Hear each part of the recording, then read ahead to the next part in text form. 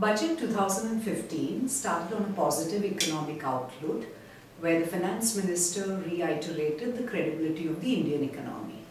As far as the personal tax expectations were concerned before the budget was announced, there were many expectations, perhaps from the common man, in terms of tweaking the slab rates because people were expecting an increase in their net take home. That unfortunately did not happen as far as the maximum amounts not chargeable to tax are concerned. The reason, as I look at it now, would be perhaps that last June 2014, which was simply 9 months back, there was a hike of 50,000 rupees per annum which was already introduced. So perhaps it was too soon to again change or tinker with the slab rates, particularly keeping in mind that this is the only budget which has clearly laid down the fiscal deficit targets. So one has to look at the balancing act as well. As far as the higher income wage earners are concerned, what is commonly called as super rich, there is an incremental surcharge of 2% introduced, which makes the tax rate, maximum tax rate for these category of taxpayers increase to 34.61% approximately.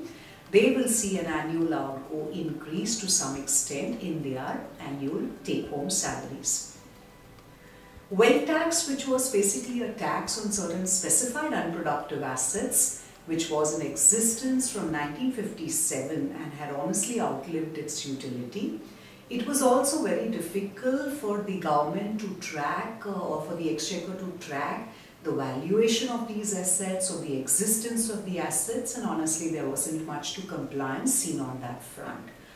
In this budget, wealth tax has been abolished, and the way the finance minister had spoken about in his speech is that by increasing this 2% surcharge on the super rich, the collection to the exchequer far outweighs the wealth tax collections, which was a dismal in the range of 700 to 800 crores in the past. Having said that, there is going to be a mandatory disclosure of perhaps the similar assets in the income tax return form statutorily now. So the disclosure requirements perhaps simply change from the wealth tax regime to the income tax. There has been a lot of trust around health insurance and social security, and because India is a country which does not really have an adequate social security or an health insurance coverage. There have been some discussions in this bill of raising deductions for health insurance premiums. There have been some SOPs introduced therein. There is an additional deduction of 50,000 if one were to invest and make contributions to the new pension scheme. Overall, the trust has been on improving the social security coverage in India. By far, these have been some of the main few changes as far as the personal tax provisions are concerned.